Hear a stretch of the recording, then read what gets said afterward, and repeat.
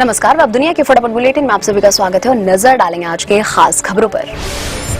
माघी पूर्णिमा स्नान के चलते प्रयागराज महाकुंभ में जाम से बिगड़े हालात। प्रयागराज की सीमा से लगे इलाकों में भी लंबे लंबे जाम।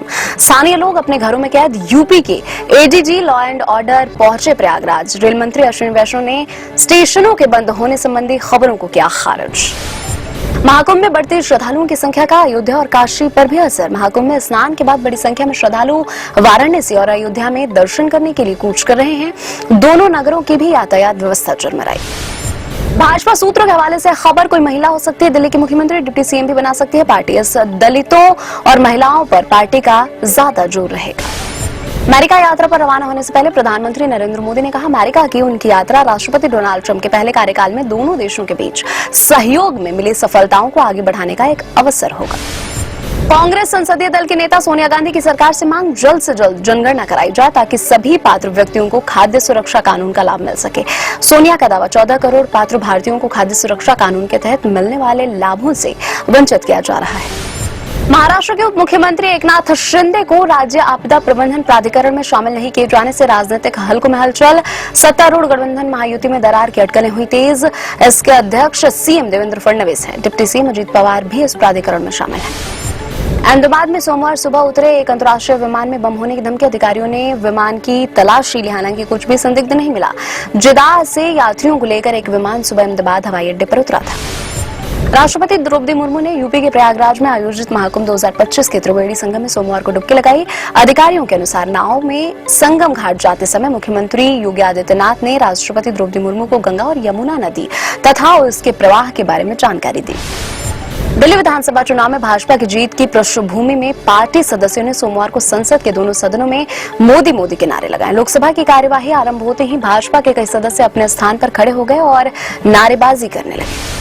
प्रधानमंत्री नरेंद्र मोदी ने विद्यार्थियों के साथ की परीक्षा पे चर्चा। छात्रों से कहा, खुद को चैलेंज दें, पहले से बेहतर करने की कोशिश करें, परीक्षा को जीवन का अंतिम लक्ष्य नहीं समझें।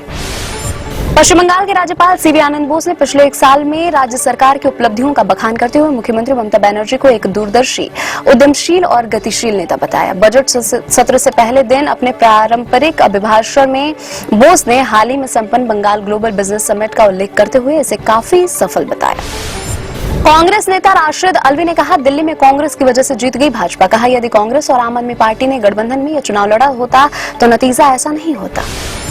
संसद सत्र में भाग लेने के लिए जम्मू कश्मीर के सांसद राशिद इंजीनियर को हाई कोर्ट ने दी अनुमति। राशिद को 2 दिन की पैरोल के साथ लगाई गई कई शर्तें। राशिद आतंकियों को फंडिंग मुहैया कराने के मामले में दिल्ली की तिहाड़ जेल में बंद है। पंजाब के पटियाला जिले में कूड़े के ढेर से रॉकेट के साथ खोल बरामद किए गए। पंजाब पुलिस के डीआईजी मनदीप सिंह सिद्धू ने बताया, इन खेलों में विस्फोट नहीं मिला है। महाराष्ट्र के नांदेड़ जिले में गुरुद्वारे के पास से की गई गोलीबारी में पैरोल पर जेल से बाहर आए हत्या के एक दोषी व्यक्ति समेत 2 लोग जख्मी हो गए। 2 हमलावर 2 पहिया वाहन पर आए और दोनों व्यक्तियों पर गोलियां चला दी।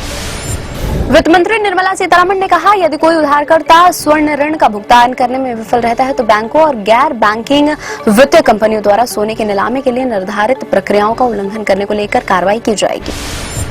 अधिकारियों ने बताया, भारत यूरोपीय मुक्त व्यापार संघ के साथ व्यापार, निवेश और व्यवसाय सुविधा को बढ़ावा देने के लिए एक समर्पित मंच EFTA डेस्क स्थापित कर रहा है।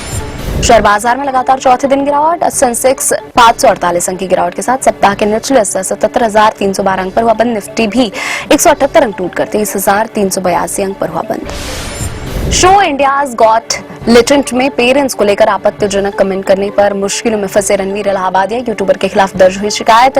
विवाद बढ़ने पर रणवीर ने पोस्ट शेयर करके मांगी माफी। मेकर्स से की शो से विवादित सीन हटाने की रिक्वेस्ट। पूर्व एक्ट्रेस ममता कुलकर्णी ने दिया किन्नर अखाड़े के महामंडलेश्वर पद से इस्तीफा। का 25 साल से साध्वी थी और मैं साध्वी ही रहूंगी। ममता कुलकर्णी को महामंडलेश्वर बनाए जाने पर बीते दिनों जमकर मचा था बवाल। विवाद के बाद ममता को कर दिया गया था पद से निष्कासित। ये थे आज के फटाफट बुलेटिन। ऐसे ताजा अपडेट्स के लिए बने रहे हमारे साथ, यानी कि विजिट करें वेब दुनिया पर।